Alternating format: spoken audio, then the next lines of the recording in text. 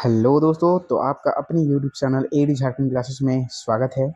और आज हम लोग करने वाले हैं झारखंड आरक्षी प्रतियोगिता परीक्षा JCCE 2024 क्लास 1 डिस्कशन हम लोग करेंगे, जिसमें क्वेश्चंस रहेंगे हिंदी और जीके सीरीज का। ठीक है, यानी कि 50 हिंदी के प्रश्न अभी डिस्कस होगा, प्लस 25 अभी जीके का होगा।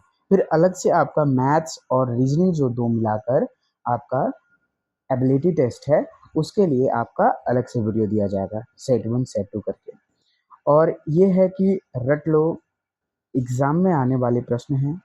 इन द सेम वे आपका यही पैटर्न रहेगा।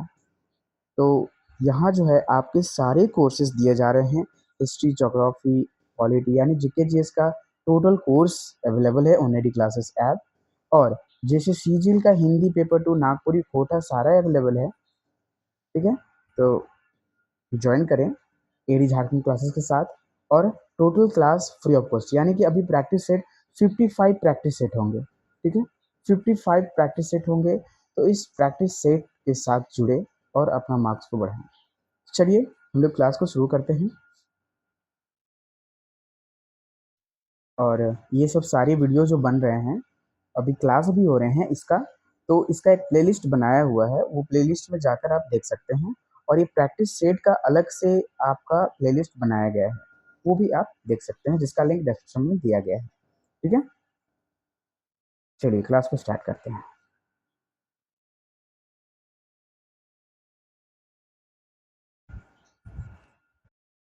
तो पहला प्रश्न है, 9 बजने में 10 मिनट है, इस वाक्य का शुद्ध रूप क्या होगा? 9 बजने को 10 मिनट है, इस वाक्य को ना शुद्ध रूप क्या होगा? तो देखिए इस वाक्य का शुद्ध क्या होगा? तो ऑप्शन नंबर सी, 9 बजने में 10 मिनट है। यानी कि जब आप सेंटेंस जो भी वाक्य पढ़ेंगे, तो आपको समझ में आ जाएगा कि कौन सा सही है। जो हम लोग बोलचाल की भाषा में यूज करते हैं, वही आपका यहाँ होगा। ठीक है, तो ये अशुद्धियाँ और शुद्ध करने का ये व्याकरण में आते हैं, तो आपको इस पे कमांड होने चाहिए। जैसे कि व्याकरण में संज्ञा, लिंग, वचन, कारक जो भी है ना, ये सारी चीज का शुद्ध अशुद्ध होते हैं। तो आपको सारी प्रैक्टिस, और एक्चुअली ये व्याकरण ऐसा चीज है कि आप पकड़ लेंगे। ठीक है, बस आपको बस देखना है, हमेशा याद रखिएगा, ध्यान से देखना है। चलिए दूसरा नंबर प्रश्न है। दूसरा जो प्रश्न है, कपीस। कपीस और कपीस का क्या अर्थ है? यानी कि देखिए, ये कपीस में प में छोटी ई की मात्रा है, और ये कपीस में एक नीचे वाला ये कपीस है, इसमें बड़ी ई की मात्रा है। तो दोनों में क्या डिफरेंस है, ये सब चीज अभी उसका हम लोग अर्थ जानने वाले हैं। तो इसका अर्थ क्या हो जाएगा? तो ऑप्शन नंबर डी होगा, यानी कि ये जिसमें प में छोटी ई की मात्रा है, यानी कि कपीस, ये इसका अर्थ है मटमैला। ठीक है, और कपीस जिसमें बड़ी ई की मात्रा लगी हुई है प में, इसका अर्थ क्या है? बंदर। ठीक है, चलिए, मटमैला का अर्थ क्या होता है? ठीक है, मटमैला का जो अर्थ होता है कि भूरा रंग का। ठीक है, भूरा रंग। ठीक है, भूरा रंग। और यह जो है कपीस जो है, और कपी का अर्थ होता है, ठीक है, ये कपी का अर्थ होता है, कपीस एक और बता रहे हैं, कपी का अर्थ होता है बंदर। ठीक है, और ईस का अर्थ होता है राजा। ये भी आप जान ले। नेक्स्ट है 3 नंबर प्रश्न, पेड़ों पर मैना बैठी है, इस वाक्य का शुद्ध रूप क्या होगा? मैंने बताया है कि आप सेंटेंस को पढ़े, आपको सारे समझ में आ जाएगा। पेड़ों पर मैना बैठी है, ये सूट कर रहा है क्या? नहीं, इसका शुद्ध रूप क्या होगा? आप लोग पढ़िए और ध्यान से। पेड़ पर मैना बैठी है, पेड़ों पर मैना बैठे हैं, ठीक है, पेड़ों पर मैना बैठी है, ये भी नहीं होगा। पेड़ों पर मैना बैठी है, ये भी नहीं। यानी कि पेड़ पर मैना बैठी है, एक ही पेड़ है ना, देखिए, तो पेड़ पर मैना ये शूट कर रहा है। देन ऑप्शन नंबर ए सही हो जाएगा इसका आंसर। और हाँ, मैंने स्टार्टिंग में ही बता दिया कि हिंदी व्याकरण आपको समझ में आ जाएंगे, क्योंकि हम लोग बचपन से ही पढ़ते आ रहे हैं। ठीक है, 4 नंबर प्रश्न है, देश निकाला। ठीक है, देश निकाला का समासिक विग्रह क्या होगा? ठीक है, तो इसका सही आंसर हो जाएगा ऑप्शन नंबर डी, देश से निकाला। ठीक है, देश से निकाला ना। यहाँ जो है पूर्व पद क्या है देश से निकाला में?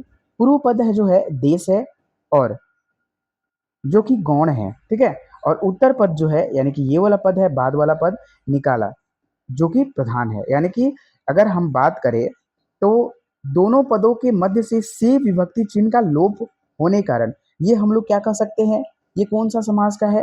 ठीक है, ये आपादान तत्पुरुष समास है। आपादान तत्पुरुष समास से हम लोग बात कर सकते हैं। चलिए, अगला प्रश्न है आपका 5वां नंबर प्रश्न।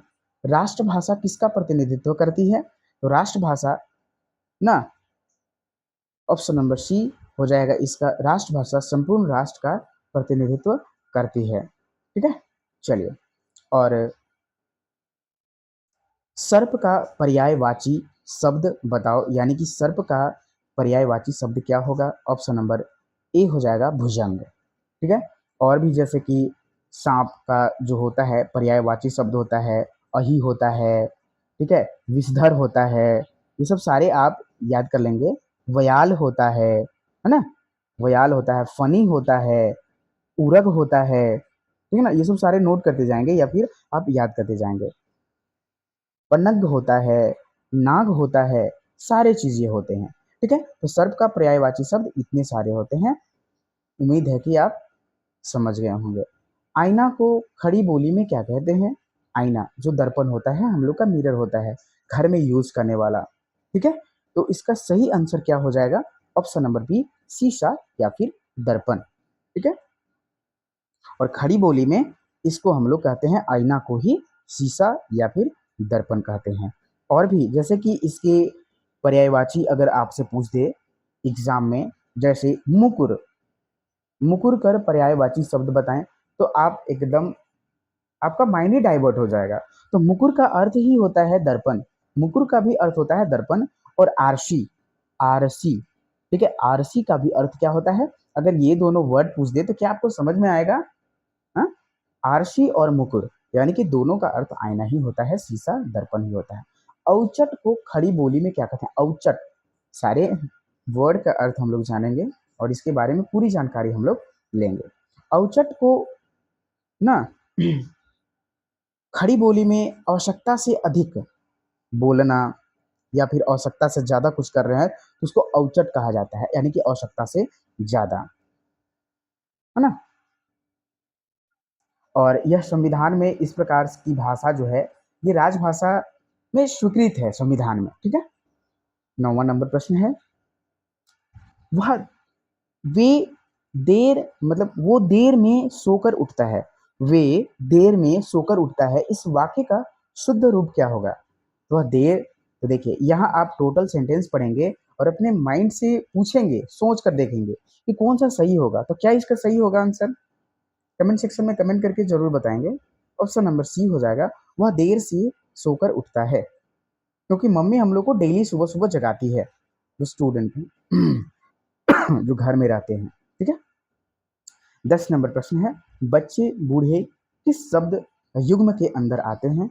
बच्चे बूढ़े, याद रखेंगे, बच्चे बूढ़े, युग्म, युग्म का अर्थ जो होता है यहाँ जोड़ा होता है।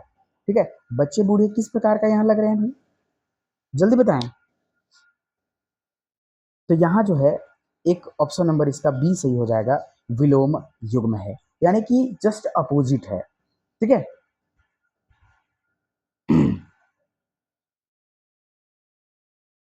चलिए, नेक्स्ट है 11 नंबर प्रश्न, कर कर अर्थ क्या होगा? कर का अर्थ होता है, कर यानी कि इसका अर्थ क्या होता है? ऑप्शन नंबर डी, हाथ, किरण, टैक्स, ये सब सारी चीज इसके पर्यायवाची हैं। अगर हम बात करें तो इसके अनेकार्थी शब्द और क्या है? ठीक है, कर के, जैसे कि शुंड, अनेकार्थी शब्द का मैं बात कर रहा हूं, अनेकार्थी शब्द। ठीक है, अगर कर का अनेकार्थी शब्द अगर हम लोग जाने तो क्या होगा? शुंड, ओला, सुंड। ठीक है, शुंड नोट डाउन करते जाएंगे, शुंड, ओला, ओला, विषय, विषय, छल, युक्ति, इस प्रकार से सारे आपको काम यहाँ मिलेंगे। चलिए अगला प्रश्न है, आदि का अर्थ है, आदि का अर्थ क्या होता है? तो आदि का जो अर्थ है वह है क्या? ऑप्शन नंबर ये सी होगा, यानी कि आदि का अर्थ होता है प्रथम। ठीक है, और अगर हम लोग इसका अनेकार्थी शब्द बोले, ठीक है, तो क्या हो जाएगा, मतलब कि अनेकार्थी शब्द का इसी का और, ठीक है, जैसे कि प्रारंभ ना, प्रारंभ, प्रारंभिक वगैरह, आरंभ करना, अन्य विकल्पों में दूसरा अगर हम लोग बात करें तो आखिरी और अंतिम में यह सब प्रतीक है। चलिए 13 नंबर प्रश्न है, आदि अंत, आदि अंत, ठीक है, आदि अंत किस शब्द युग्म के अंतर्गत आते हैं, यानी कि ये किसका जोड़ा है? प्रश्न यही सिंपल तरीके से पूछा जा रहा है, यह किसका जोड़ा है भाई? तो इसका सही आंसर हो जाएगा विलोम युग्म है, कि आदि के बाद, यानी कि आदि जो होता है वो प्रारंभ होता है, और अंत जो होता है, ठीक है, अंत का अर्थ होता है समाप्ति। ठीक है, चलिए 14 नंबर प्रश्न की ओर चलते हैं हम लोग, 14 नंबर प्रश्न की ओर चलते हैं। राजभाषा उस भाषा को कहते हैं जिस भाषा द्वारा संपन्न किया जाता है। ठीक है, तो जिस भाषा के द्वारा उस भाषा की जो है संपन्न किया जाता है, तो क्या संपन्न किया जाता है? ठीक है, सही आंसर हो जाएगा किसी राज्य के प्रशासनिक कार्यों को संपन्न किया जाता है। इसका सही आंसर क्या हो जाएगा? Option number A. मुझे आप बताइए कि हिंदी को राज्य भाषा के रूप में कब मान्यता प्राप्त हुई थी? तो 14 सितंबर, ये सब नोट डाउन करते जाएंगे, 14 सितंबर 1949 को ना हिंदी को राज्य भाषा के रूप में स्वीकृत किया गया था ना। और इसके बाद संविधान के अनुच्छेद कितने, इसके बाद संविधान के अनुच्छेद 343 से, ठीक है, 351 तक राजभाषा के संबंध में इसकी व्यवस्था की गई है, यानी कि इसके बारे में बोला गया है। नेक्स्ट चलते हैं, चारों मासों का समूह का समस्त पद क्या होगा? चारों मासों का समूह, यानी कि इस वर्ड का एक छोटा सा, है ना, अनेक शब्द के बदले एक शब्द कह सकते हैं हम लोग इसको, तो इसका सही आंसर हो जाएगा ऑप्शन नंबर सी, चौमासा। ठीक है, और यह जो है, अगर हम लोग बात करें कि यह कि यह कौन सा समास है ना, तो अगर समास में बात करें तो यह द्विगु समास है। ठीक है, द्विगु समास है। अगर यही बात करें कि चौमासा जो है कौन सा विशेषण है, तो संख्यावाची विशेषण है। ठीक है, अगर समास में बात करें तो यह द्विगु समास है, चौमासा, और जिसमें संख्या होती है। ठीक है, और अगर विशेषण में बात करें तो यह संख्यावाचक विशेषण, यानी संख्यावाची विशेषण होता है। चार पैरों वाला ना, तो इनमें से क्या कहते हैं? जिसके चार पैर होते हैं उसको क्या कहते हैं? चतुष्पद, है ना, ऑप्शन नंबर सी सही हो जाएगा। और दूसरी बात, वही इन द सेम वे, अगर हम बोले कि समास में इसको हम कौन सा समास बोलेंगे, आप कमेंट सेक्शन में कमेंट करके जरूर बताइए। अभी मैंने तुरंत बोला है, तो द्विगु समास इसको कहते हैं, और विशेषण में क्या कहेंगे हम लोग? वही जो मैंने ऊपर बताया था, संख्यावाची विशेषण, है ना। चलिए, चितरंजन का विलोम शब्द है। चितरंजन का विलोम शब्द क्या होता है? चितरंजन का विलोम शब्द क्या होता है भाई? ऑप्शन नंबर डी, नश्वर। ठीक है, नश्वर, नश्वर का जो अर्थ होता है वह होता है नष्ट होने वाला। जो चीज नष्ट होने वाला है, जैसे अब कोई भी प्रवचन या फिर संत साधु महात्माओं के, है ना, मुख विचार से जो प्रवचन सुने होंगे, उनसे सुने होंगे कि ये जो शरीर है वह नश्वर है। कहने का क्या अर्थ है? आत्मा नश्वर नहीं है, यानी कि आत्मा कभी नहीं मरती। यह जो शरीर मरता है, और यह बार बार शरीर मरता है, आत्मा एक ही का वही रहता है। ठीक है, चलिए, तो हम लोग का जो शरीर है वह कैसा है? वह नश्वर है। ठीक है, अगला प्रश्न है 18वां नंबर प्रश्न। वाक्य का नाम बताओ। ठीक है, कौन से वाक्य है भाई? चलिए बताते हैं हम लोग वाक्य का नाम।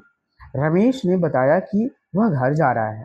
ठीक है ना, रमेश बताया कि वह घर जा रहा है, तो ये कौन सा वाक्य है? तो इसका सही आंसर हो जाएगा मिश्रित वाक्य है। और मिश्रित वाक्य किसे कहते हैं? ठीक है, तो मिश्रित वाक्य उसे कहते हैं जिसमें एक साधारण वाक्य हो। ठीक है, जैसे कि यहाँ साधारण वाक्य हम लोग क्या बोलेंगे, और दूसरा जो है आश्रित उपवाक्य हो, यानी कि उस पर डिपेंड हो, आश्रित हो। तो रमेश ने बताया कि वह घर जा रहा है, तो कि वह आश्रित वाक्य हो गया। और रमेश ने बताया, ये सिंपल सरल वाक्य हो गया। यानी कि ये दोनों मिलकर जो है ना, सरल वाक्य और आश्रित वाक्य, यानी कि उस पे आश्रय है, उस पे मतलब समझिए डिपेंडेंट है। रमेश अगर नहीं बताता कि वह घर जा रहा है, यानी कि वह घर जा रहा है, ये किस पे डिपेंड कर रहा है? रमेश पे, यानी कि वो आश्रित है कि वह घर जा रहा है। ठीक है, यानी कि यहाँ ये मिश्रित वाक्य हो गया। मुझे उम्मीद है कि आपको भली भांति ये क्वेश्चन समझ में आ रही होगी। ठीक है, चलिए 19 नंबर प्रश्न है कि इस वाक्य को सरल वाक्य में बदलिए।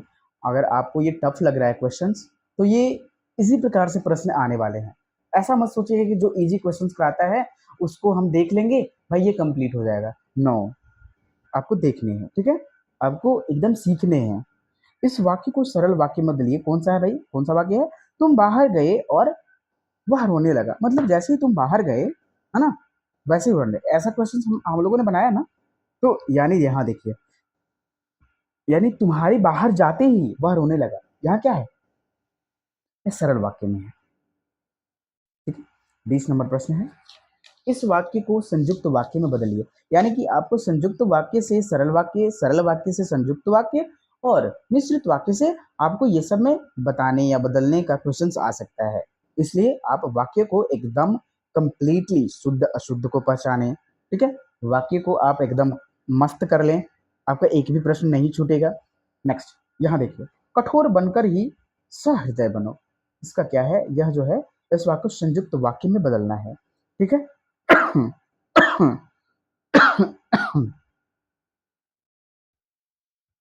देखिए इसका जो सही आंसर हो जाएगा ऑप्शन नंबर ए हो जाएगा, यानी कि कठोर बनो परंतु सहृदय बनो। इसका कहने का अर्थ यही है।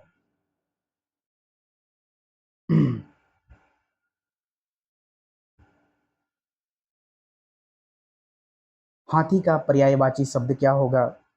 तो हाथी का जो यहाँ जो है, ऑप्शन नंबर सी मतंग होगा। परंतु मैं आप लोग को और भी हाथी का पर्यायवाची शब्द बता देता हूँ, जैसे कि कुंजर। लिखते जाइएगा, कुंजर। नहीं भी लिखूं तो आप लिखते जाइएगा जो मैं बोल रहा हूँ। गज, करी, हस्ती, राज, वार, वारन। ठीक है, वानर नहीं, वारन, है ना, वारन।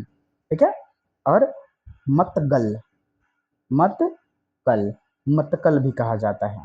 विकल्पों में व्यालराज या पनगपति, यह सब नाट्य पर्यायवाची शब्द है।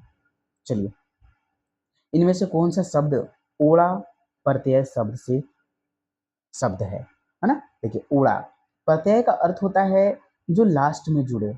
बस आपका एक ही शॉर्ट ट्रिक इसमें होना। प्रत्यय उपसर्ग का अर्थ होता है जो आगे जुड़ता है। ठीक है, उपसर्ग का अर्थ होता है जो आगे जुड़ता है। बस उपसर्ग का अर्थ आप याद रखिएगा, आगे, है ना, यानी कि कभी विलुप्त ढंग से, कभी वो सामने भी रहता है ना। और प्रत्यय का अर्थ होता है पीछे। बस जो पीछे जुड़ता है वह प्रत्यय कहलाता है। उपसर्ग जो आगे जुड़ता है वह उपसर्ग कहलाता है। ठीक है, आपको ये चीज माइंड में नोट कर लेना है। तो देखिए, यहाँ पढ़कर देखिए, ओड़ा यानी हसोड़ा, हसोरा, ओरा यहाँ आ रहा है, हसोरा, ओरा। ठीक है, यहाँ ओरा आ रहा है, हसोड़ा, ओड़ा, यानी कि स में ओ छुपा है, सोड़ा, ओड़ा, ओड़ा। ठीक है, ओड़ा आ रहा है ये। ठीक है, और भी बड़ा, जैसे कि हसोड़ा, है ना, हसोड़ा, ये भी ओड़ा आ रहा है, यानी हसोड़। ठीक है, तो इसका सही जवाब क्या होगा? हसोड़ ना। तो इसका जो सही आंसर हो जाएगा क्या होगा? हसोड़। यहाँ एक प्रश्न गलत हो गया है, ओड़ होगा। ठीक है, ओड़ा नहीं होगा, ओड़ होगा। जैसे हसोड़, ओड़, प्रश्न ही गलत है। ठीक है, चलिए 23 नंबर प्रश्न है, इनमें से कौन सा शब्द गार प्रत्यय से बना है? गार। ठीक है, गार, मदगर, तो यहाँ गर, गर आ रहा है। ठीक है, जो पीछे जुड़ता है, मदगार। ठीक है, कमगर, कमगर, यानी कि यहाँ ये ऑप्शन नंबर बी सही हो जाएगा। चलिए, ठोस का विलोम शब्द क्या होता है? 24 नंबर प्रश्न है। तो ठोस का विलोम शब्द जो होता है तरल होता है। क्या होता है भाई? तरल होता है। ठीक है, ठोस का विलोम शब्द क्या होता है? तरल होता है। ठीक ना, तरल। और अगर हम इसका बात करें कि अन्य विकल्पों में तरल का अर्थ होता है विरल, धन, निर्धन एक दूसरे से। चलिए, ये ऑप्शंस निर्धन यहाँ जो है ऑप्शन नंबर डी में निर्धन रहता। थोड़ा सा टाइपिंग मिस्टेक हो गया है, डोंट वरी। चलिए, 25 नंबर प्रश्न, बोली किसकी इकाई है? तो बोली किसकी इकाई है भाई? तो ये बताइए कि बोली जो है किसकी इकाई है? ऑप्शन नंबर ए, भाषा की एक छोटी इकाई है। चलिए, 26 नंबर प्रश्न, वाक्य भेद आधार पर वाक्य का नाम बताओ। वाक्य का नाम क्या है? मैंने उसे बहुत समझाया परंतु वह नहीं समझी। यहाँ परंतु का यूज हो रहा है, मैंने कुछ देर पहले ही बताया था। ठीक है, तो यह क्या है? परंतु यह संयोजक अवयव है। संयोजक अवयव, अगर कहीं भी आपको लगे तो यह जोड़ने वाला है, यानी कि अव्यय कहने का ये संयुक्त अव्यय यानी कि जोड़ने वाला है ना, परंतु यानी कि संयुक्त वाक्य हो गया ऑप्शन नंबर सी। 27 नंबर प्रश्न, नीचे दिए गए वाक्य, ठीक है, नीचे दिए गए वाक्य के लिए सटीक मुहावरा बताइए। बहुत अधिक परिश्रम करने वाला, है ना, बहुत अधिक परिश्रम करने वाला, इसका अर्थ क्या हो जाएगा? तो इसका सही आंसर हो जाएगा कोल्हू का बैल होना। ठीक है, चलिए,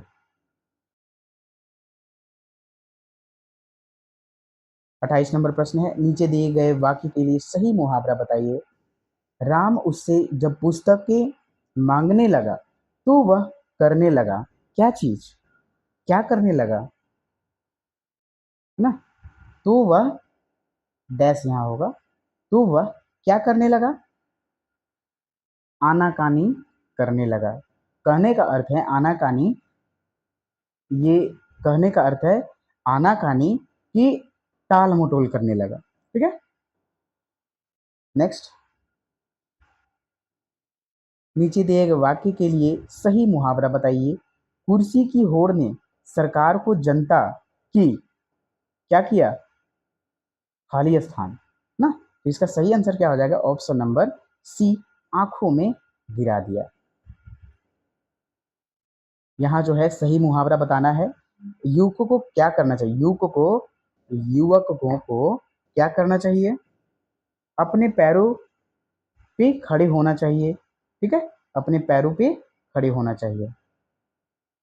मुहावरे का अर्थ बताइए। दाग लगना, दाग लगने का अर्थ क्या होता है? दाग लगने का यानी कि क्या चीज? ऑप्शन नंबर बी, कलंक लगना। ठीक है, चलिए, 32 नंबर प्रश्न है, शब्द का अर्थ बताइए। मूल्य और अमूल्य का, ठीक है, मूल्य और अमूल्य का जो शब्द है इसका अर्थ बताएं कि क्या होता है। तो मूल्य का जो अर्थ होता है जड़ रहित, ठीक है, जड़ रहित। और अमूल्य का अर्थ होता है कीमती, अनमोल, है ना, अनमोल भी अगर देता तो आप इसी को लगाते। ठीक है, चलिए, अगला प्रश्न है 35 नंबर प्रश्न, नीचे दिए गए शब्दों के अर्थ बताइए। असाध्य यानी कि असाध्य और असाधु। असाध्य का जो अर्थ होता है कठिन होता है। ठीक है, असाध्य का अर्थ क्या होता है? कठिन होता है। और जैसे कि यहाँ बात करते हैं असाधु, कहने का अर्थ होता है असाधु यानी कि दुष्ट व्यक्ति, यानी ये कठिन, असाध्य का अर्थ होता है कठिन और दुष्ट। ठीक है, अब यहाँ आपको देखने हैं कि ये द में बड़ी ऊ की मात्रा होगा या फिर द में छोटी ऊ की मात्रा होगा। तो सही आंसर क्या हो जाएगा आपका? ये हो जाएगा ऑप्शन नंबर डी, सही आंसर हो जाएगा। ठीक है, अवली और आविल का अर्थ क्या होगा? तो ध्यान से देखेंगे, जो अविल का यानी कि अवली का जो अर्थ होता है वह पंक्ति होता है। अवली का जो अर्थ होता है पंक्ति होता है। ठीक है, और आविल, आविल का अर्थ क्या होता है?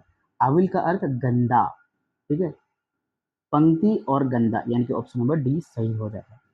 चलिए, पंचतंत्र में से ना, पंचतंत्र में कौन सा समास है? पंचतंत्र कौन सा समास है? बताएं। यहाँ संख्यावाचक है, यानी कि एकदम साफ दिख रहा है। यह जो कौन सा समास है? द्विगु समास है। द्वंद्व समास, कर्मधारय, कर्मधारय तत्पुरुष समास किसे कहते हैं? कमेंट सेक्शन में आप जरूर करें। निर्देश 36 से 40 क्वेश्चन ना, ये हम लोग को गद्य से देना है और ये बहुत ही इजी होता है। ठीक है, जैसे देखिए यहाँ जो है जल का जीवन से बहुत महत्वपूर्ण संबंध है। हमारे शरीर में 3 भाग पानी का है, उसी प्रकार धरती पर 3 भाग जो है जल है, जल का है। जल के कारण हरियाली है और हरियाली से ऑक्सीजन प्राप्त होती है। परंतु आजकल लोग इंडस्ट्रीज और रिहायशी, है ना, भवनों के नाम पर गलत निर्णयों के कारण हरियाली का विनाश कर रहे हैं तथा जल धरती से गलत दोहन किया जा रहा है जल का। जैसे कहते हैं जल ही जीवन है और बिना पानी सब शून्य, यानी कि जल के बिना हम जीवन को क्या नहीं कर सकते हैं? कल्पना ही नहीं कर सकते हैं। जल के बिना सारी पृथ्वी पर्यावरण प्रदूषित हो जाएगी तथा पृथ्वी पर रहने लायक नहीं रहेगी। इस कारणवश पृथ्वी मानव विहीन हो जाएगी। ये एक छोटा सा गद्य है और इसका हम लोग ना सही उत्तर हम लोग देंगे और ये बहुत ही इजी होता है। तो दिए गए गद्यांश का उचित शीर्षक, यानी कि आपको हेडलाइनिंग लिखना है कि इसका क्या होता है। जल, तो जल का महत्व या जल का महत्व, जल का महत्व या फिर जाल का महत्व। तो इसका सही आंसर एकदम साफ साफ दिख रहा है। जल का महत्व को हम लोग समझें और हरियाली को बचाए रखें, पेड़ लगाएं, क्योंकि अभी भी देखिए पलामू के एरिया में 48 डिग्री सेल्सियस तक इस बार गया है, सोच लीजिए। पूरे भारत में 3rd स्थान लाया है झारखंड का पलामू के डाल्टनगंज क्षेत्र, सोचिए। और जमशेदपुर तो 47 समथिंग है ही, परंतु ये ज्यादा हो जाता है इसलिए इसका नाम आ जाता है। ठीक है, धरती पर कितना भाग पानी है भाई? वहां हम लोग साफ साफ सेंटेंस में पढ़े हैं, है ना। तो ऑप्शन नंबर इसका हो जाएगा 37 का सी, 3 भाग। नेक्स्ट 38 नंबर प्रश्न, हरियाली किसके कारण होती है? तो भाई हरियाली जो है किसके कारण होती है? जल के कारण ही हरियाली होती है। अगर आप किसी पौधे में अगर आप जल देते हैं तो वहां हरियाली आएगी ही आएगी। ठीक है, चलिए 39 नंबर प्रश्न है, हरियाली के विनाश का कारण क्या है? हरियाली के विनाश का कारण जो है, हम लोग क्या कर रहे हैं? इंडस्ट्रीज, रिहायशी भवनों के नाम पर पेड़ पौधे को धरती से गलत दोहन कर रहे हैं, यानी कि उसका कटाव कर रहे हैं। इसके कारण जो है हरियाली विनाश हो रही है। 40 नंबर प्रश्न है, ऑक्सीजन हमें कहाँ से प्राप्त होती है भाई? तो सही इसका आंसर हो जाएगा ऑप्शन नंबर ए, हमें हरियाली ऑक्सीजन से प्राप्त होती है, यानी कि हरियाली से ऑक्सीजन प्राप्त होती है। नेक्स्ट 41 नंबर प्रश्न है, द्रव्यवाचक संज्ञा निम्न में से कौन कौन सा है? द्रव्य, ठीक है, द्रव्य का अर्थ ही हो जाता है, क्या होता है? जिसमें सोना चांदी धातु, यानी कि खनिज और धातु के नाम हो, है ना, उसको द्रव्य, ठीक है, कोई भी नाम हो तो उसे हम लोग क्या कहेंगे? द्रव्यवाचक संज्ञा। तो इसका सही आंसर क्या होगा? ऑप्शन नंबर सी, यानी कि ठोस तरल पदार्थ धातु अधातु सही आंसर हो जाएगा। चलिए 42 नंबर प्रश्न है, सर्वनाम के कुल कितने भेद होते हैं? तो ऑप्शन नंबर बी 6 होते हैं। कौन कौन सा भाई? तो सबसे पहली बात कि सर्वनाम तो संज्ञा के स्थान पर प्रयुक्त होने वाले शब्द को सर्वनाम कहते हैं, ये आप याद रखेंगे, यानी कि संज्ञा के स्थान पर। ठीक है, क्योंकि बार बार जैसे मनोज बाजार गए और मनोज सब्जी लाया, इसे ये सब बार बार मनोज नहीं बोल सकते ना, मनोज बाजार गए और वो सब्जी लाए, ठीक है, वो क्या है? यहाँ सर्वनाम हो गया। ठीक है, संज्ञा के स्थान पर सर्वनाम का उपयोग, समझ में आ गया। ये 6 भेद होते हैं, पुरुषवाचक, निजवाचक, निश्चयवाचक, अनिश्चयवाचक, संबंधवाचक और प्रश्नवाचक। समझ में आ गया। चलिए 43 नंबर प्रश्न है, वह स्वतः ही जान जाएगा मैं, वह सर्वनाम है। वह कौन सा सर्वनाम है? तो वह जो है पुरुषवाचक सर्वनाम है। वह, तुम, वे लोग, सारे चीज मैं आपको बताऊंगा। वो भी क्लास हो रहे हैं, आप क्लास से जुड़ें, क्लास को बंक ना मारें, क्लास को अच्छे तरह से देखिए, आपको सारी बातें समझ में आएगा। ठीक है, 44 नंबर प्रश्न, प्रेरणार्थक क्रिया का उदाहरण क्या है? प्रेरणार्थक क्रिया का उदाहरण क्या है? तो मोहन सोहन से पत्र लिखवाता है। लिखवाता है प्रेरणार्थक है। दूध पिलाया ये नहीं होगा, वह आराम से सो रहा है ये खुद हो गया खुद, तो ये भी नहीं होगा। वह जयपुर जा रहा है विशाल, वो लोग दोनों स्वयं जा रहे हैं जयपुर, दिन ये नहीं होगा। प्रेरणार्थक क्या, मोहन सोहन से पत्र लिखवा रहा है, मतलब प्रेरणा दे रहा है। समझ में आ गया? जो कार्य स्वयं ना करे वह करवाए तो वो क्या कहलाता है, प्रेरणार्थक। राधिका विनय पूर्वक बोलती है क्या चीज, वाक्य में कौन सा क्रिया विशेषण है? राधिका विनय पूर्वक बोलती है, यह जो है कौन सा क्रिया विशेषण है? ध्यान देंगे, राधिका विनय पूर्वक बोलती है, तो यहाँ जो है यह है रीतिवाचक क्रिया विशेषण। क्यों भाई, क्यों है ये? क्योंकि क्रिया विशेषण शब्दों से क्रिया होने की रीति या विधि का पता चलता है इसमें। ठीक है, रीति यानी कि वह विनय पूर्वक बोलती है राधिका। ठीक है, ये रीति हुआ। वचन से तात्पर्य क्या है? वचन से तात्पर्य क्या है? इसका सही आंसर क्या हो जाएगा भाई? वचन से तात्पर्य क्या है? सही आंसर हो जाएगा ऑप्शन नंबर ए, संख्या का बोध कराने वाला शब्द वचन। ठीक है, परसर्ग यानी कि विभक्ति का अभिप्राय है। विभक्ति का क्या अभिप्राय है? ऑप्शन नंबर इसका बी सही हो जाएगा। विभक्ति का अर्थ क्या होता है, यानी क्या, कारक चिन्ह। ठीक है, कारक चिन्ह, और कारक चिन्हों से जो भी एग्जाम्पल होते हैं वो सारी चीजें आपको याद कर लेने हैं। ठीक है, चलिए अगला प्रश्न, 48 नंबर प्रश्न, हेतु हेतु मद भूतकाल क्या है? तो देखिए, हेतु हेतु मद भूतकाल क्या होता है? ऑप्शन नंबर बी, भूतकाल जो है दो क्रियाएं होती हैं, पहली जो है दूसरी पर निर्भर करती हैं, वही हेतु हेतु मद भूतकाल कहलाती है। जैसे आप एग्जाम्पल देखिए कि यदि समय पर बारिश होती तो फसल निकलता, यदि वह बाजार जाता, यदि वह बाजार जाता तो सब्जी लाता। यानी कि पहली जो है दूसरी पर निर्भर रहता है। भूतकाल में दो क्रियाएं होती हैं। समझ में आ गया? ठीक है, तो हेतु हेतु मद भूतकाल। 49 नंबर प्रश्न है, अभिकारी अवयव शब्द क्या है? अभिकारी अवयव शब्द क्या है? ऑप्शन नंबर ए, लिंग वचन पुरुष कारक से अपरिवर्तनशील होते हैं, ये अविकारी शब्द। ठीक है, मत्स्य एक क्या है? मत्स्य क्या है? मत्स्य को हम लोग यानी कि कौन सा शब्द बोलेंगे? मत्स्य क्या है? तो देखिए, जो संस्कृत टाइप पे यानी कि जिसका उच्चारण संस्कृत जैसा लगे वह क्या कहलाता है? जल्दी बताएं।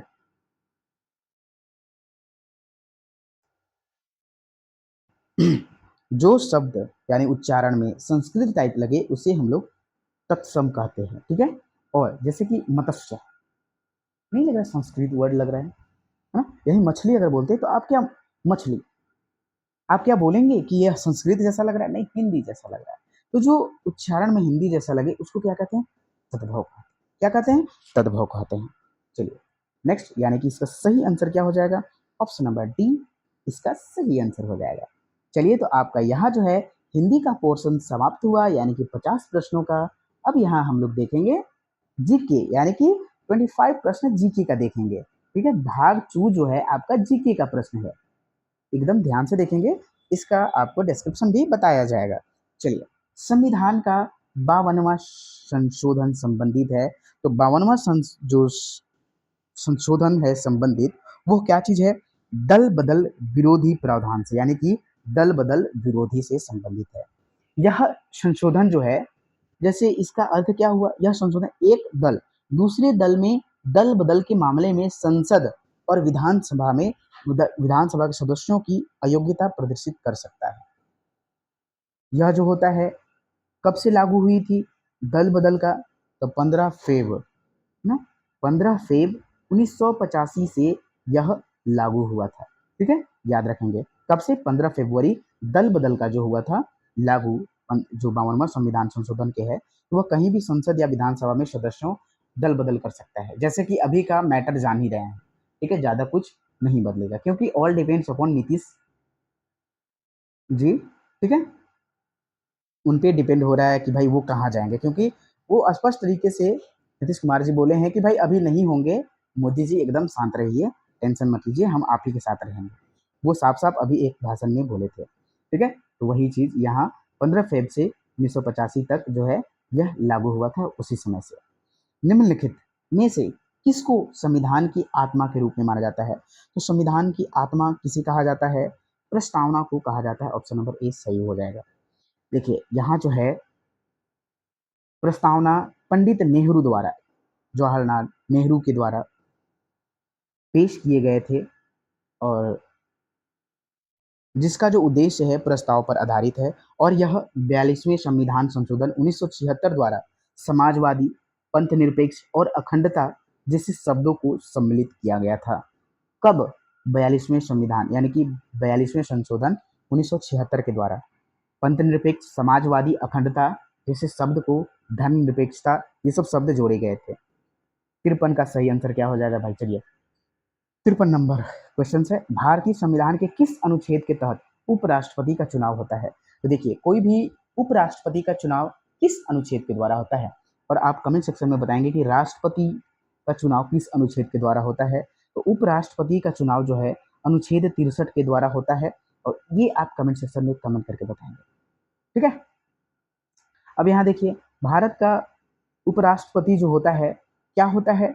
यह राज्यसभा का, ठीक है, राज्यसभा का पदेन सभापति होता है, मतलब कि प्रधान सभापति होता है, पदेन सभापति होता है। उपराष्ट्रपति राष्ट्रपति की अनुपस्थिति में राष्ट्रपति के रूप में कार्य कर सकता है, ये बात आप नोट डाउन कर सकते हैं। चलिए 54 नंबर प्रश्न है, भारत का संविधान, ठीक है, भारत का संविधान निम्नलिखित अनुच्छेदों में से किस एक के अंतर्गत एक निर्वाचन आयोग का प्रावधान करता है? तो क्या करता है? ऑप्शन नंबर इसका डी सही हो जाएगा। यानी कि देखिए कहने का अर्थ यह है कि भारत का संविधान निम्नलिखित अनुच्छेदों के अंतर्गत एक निर्वाचन आयोग का मतलब कि एक निर्वाचन आयोग जो हम लोग का इलेक्शन कमीशन है वो किसके अंतर्गत आती है? तो अनुच्छेद 324 के अंतर्गत। 55 नंबर प्रश्न है, कौन भारतीय क्रांति की मां कहलाती है? भारतीय क्रांति की मां कहलाती है कौन? भारतीय क्रांति की मां कहलाती है, जल्दी बताएं। Option number D Bhikaiji Rustam कामा को भारतीय क्रांति की मां कहा जाता है। और यहाँ जो है इनके बारे में इन्होंने स्टूटगार्ट कहाँ है भाई? इन्होंने स्टूटगार्ट जर्मनी के दूसरे इंटरनेशनल सोशलिस्ट कांग्रेस में भारत का झंडा फहराया था। और भिखाजी कामा ने ही पेरिस यानी कि पेरिस फ्रांस में ना वंदे मातरम नामक पत्र प्रकाशित किया था। वंदे मातरम भिखाजी रुस्त कामा ही। मैं कहाँ? पेरिस फ्रांस में। नेक्स्ट चलते हैं 56 नंबर प्रश्न, चंपारण में इंडिगो के किसान की दशा की ओर गांधी जी का ध्यान किसके आकर्षित किया गया, मतलब किसने आकर्षित किया? तो उनके द्वारा जो है ऑप्शन नंबर डी राजकुमार शुक्ल के द्वारा आकर्षित किया गया था, उन्होंने ही बुलाया था। और मैं बात करूं कि इसके पश्चात ही 1917 में जो है चंपारण सत्याग्रह ना, चंपारण सत्याग्रह महात्मा गांधी के नेतृत्व में किया गया। और चंपारण आंदोलन यानी कि भारत में यह जो था प्रथम सत्याग्रह आंदोलन था, महात्मा गांधी की यह प्रथम सत्याग्रह आंदोलन था। Rock garden 57 number, rock garden Jharkhand के किस शहर में है? ये बच्चा बच्चा बता देगा आपको ये किस शहर में है। तो ऑप्शन नंबर सी रांची शहर में है, ठीक है। 58 नंबर प्रश्न, झारखंड के रांची जिले में कौन सी जनजाति सबसे अधिक संख्या में पाई जाती है? रांची जिले का सिर्फ बात हो रहा है, हमेशा याद रखिए रांची जिला उरांव लोग हैं यानी कि उरांव जनजाति का यहाँ अत्यधिक निवास होता है। जितने भी ये भाई हैं ये सारी जो हैं झारखंड की जो है ये रांची जिला में उरांव जनजाति सबसे अधिक है। और जो उरांव जनजाति हैं ये झारखंड की तीसरी सबसे बड़ी जनजाति है। संथाल फर्स्ट हैं, ठीक है। सेकंड कौन है ये आप कमेंट सेक्शन में कमेंट करके बताएं। थर्ड है उरांव, फर्स्ट हैं संथाल जनजाति के लोग और सेकंड कौन है ये आप कमेंट सेक्शन में जरूर करें, मुंडा हो या फिर और भी। 59 नंबर प्रश्न, झारखंड का एक पुरातात्विक स्थल दलमा निम्नलिखित में से किस नदी पर स्थित है? दलमा है ना, दलमा स्वर्ण रेखा नदी पर स्थित है। और ये जो है पुरातात्विक स्थल दलमा की खोज जो है 1968 में की गई थी। अगर बात करें तो सिमडेगा गुमला पश्चिम में इसकी अधिक संख्या है। ठीक है, पुरातात्विक स्थल का। झारखंड के किस जिले में तोप चांची झील स्थित है? तो तोप चांची ये धनबाद में स्थित है, तोप चांची झील। जो कि ये झील जो है 37 किलोमीटर तक विस्तृत है, फैला हुआ है। नेक्स्ट चलते हैं, बैंकों के क्षेत्र में CAS का पूरा नाम निम्नलिखित में से क्या है? CAS का जो अर्थ है यानी कि credit authorisation scheme. Next, Kongthong जिसने सर्वश्रेष्ठ पर्यटन गांव काश्य पुरस्कार 2023 जीता है, निम्न में से किस राज्य में यह स्थित है? तो सही आंसर हो जाएगा मेघालय में स्थित है यह गांव। 63 नंबर प्रश्न है, निम्न में से कौन सी संस्था सांख्यिकीय प्रदर्शन संकेतक यानी कि SPI का संकलन जारी करता है? तो यह विश्व बैंक जो है SPI का यह जो है संकलन जारी करता है। संप्रति 11 भारत और किस देश द्वारा यह आयोजित संयुक्त सैन्य अभ्यास है? तो किसके द्वारा है यह संयुक्त सैन्य अभ्यास? संप्रति 11, ऑप्शन नंबर इसका बी हो जाएगा, श्रीलंका के द्वारा है। 65 नंबर प्रश्न है, और अगर बात करें तो ये जो सैन्य अभ्यास था यहाँ श्रीलंका में, यह जो है भारत और बांग्लादेश द्वारा यह संयुक्त सैन्य है अभ्यास है, और ये 2023 में मेघालय में किया गया था। ठीक है, और बात करें तो यह 2009 से शुरू हुई थी, बस इतना आप याद रखें। 65 नंबर प्रश्न, एशियाई खेलों के क्वार्टर फाइनल में पहुंचने वाले पहले भारतीय टेबल टेनिस खिलाड़ी कौन है? तो पहले भारतीय टेबल टेनिस खिलाड़ी मनिका बत्रा है। नेक्स्ट, निम्न में से किस केंद्रीय मंत्रालय ने प्रौद्योगिकी और भारतीय भाषा शिखर सम्मेलन का आयोजन किया था? तो यह जो है सही आंसर, इसका सही जवाब हो जाएगा केंद्रीय शिक्षा मंत्रालय। नेक्स्ट है 67 नंबर प्रश्न, एलपीजी में कौन सी गैस मुख्य रूप से होती है? एलपीजी में, एलपीजी का फुल फॉर्म क्या है? Liquid petroleum gas. ठीक है, और इसमें जो होती है मुख्य कौन सी गैस होती है? तो ऑप्शन नंबर सी, ब्यूटेन। ठीक है, सी ब्यूटेन कौन सी होती है? ब्यूटेन और प्रोपेन। अगर प्रोपेन भी देता तो आप यहां लगा सकते थे प्रोपेन।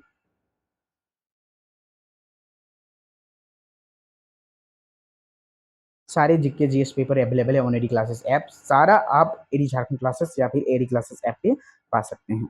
चलिए 68 नंबर प्रश्न है, प्रायद्वीपीय भारत में तालाब से सिंचाई के प्रचलन के लिए निम्नलिखित में से कौन सा कारण नहीं है? ऑप्शन नंबर सी, तो यह अधिकांश नदियां जो है यही है सदानीरा के कारण। एडवर्ड जेनर ने खोज किया था, तो एडवर्ड जेनर के द्वारा क्या खोज किया गया था? तो चेचक के टीके का खोज जो है एडवर्ड जेनर के द्वारा की गई थी, और यह कब की गई थी? 1996 ईस्वी में की गई थी, और यह विश्व का पहला टीका था। ठीक है, विश्व का पहला टीका। ठीक है, पहला टीका। और क्या था? और क्या था भाई? जोना ई साल्क यानी जोनास ई साल्क ने पोलियो और लियोन बैटमेट ने टीबी के टीके की खोज की थी। टीबी के टीके की खोज किसने किया था? तो जोनास ई साल्क। ठीक है, नेक्स्ट चलते हैं 70 नंबर प्रश्न, निम्नलिखित में से किस क्षेत्र को भारत का चावल का कटोरा कहा जाता है? तो किसको कहा जाता है भाई?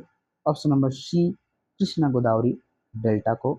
नेक्स्ट 71 नंबर प्रश्न, एशिया कप 2023 टूर्नामेंट की मेजबानी निम्न में से किस देश के द्वारा की गई थी? 71 नंबर का सही आंसर हो जाएगा, क्या होगा? ऑप्शन नंबर ए यानी कि श्रीलंका और पाकिस्तान की। चलिए भारत 72 नंबर प्रश्न है, स्वामित्व योजना कब प्रारंभ की गई थी? स्वामित्व योजना कब प्रारंभ की गई थी? तो 24 अप्रैल 2020 को। इस योजना का अर्थ क्या है? तो इस योजना में क्या किया जाता था? तो सामाजिक आर्थिक सशक्तिकरण और आत्मनिर्भर ग्रामीण भारत को बढ़ावा देने के लिए यह केंद्रीय क्षेत्र योजना के रूप में शुरू की गई थी। ठीक है, 73 भारत रत्न से सम्मानित प्रथम महिला कौन थी? भारत रत्न से सम्मानित इंदिरा गांधी थी। ठीक है, ऑप्शन नंबर बी। और इन्हें जो है 1900 इंदिरा गांधी को भारत रत्न से 1971 में जो है सम्मानित किया गया था। और 1966 में क्या बने थे? भारत के प्रधानमंत्री के रूप में चुनी गई थी। 1959 में कांग्रेस की अध्यक्ष चुने गए। कांग्रेस के अध्यक्ष चुने गए कब? ये 1959 में। ठीक है, इंदिरा गांधी। 74 नंबर प्रश्न है, राष्ट्रीय सांख्यिकी दिवस कब मनाया जाता है? राष्ट्रीय सांख्यिकी दिवस जो है आपका कब मनाया जाता है? तो इसका सही आंसर हो जाएगा ऑप्शन नंबर सी, 29 जून। 75 नंबर प्रश्न है, एशियन ड्रामा नामक पुस्तक किसके द्वारा लिखी गई है? एशियन ड्रामा जो है आपके option number B, Gunnar Myrdal के द्वारा लिखी गई है।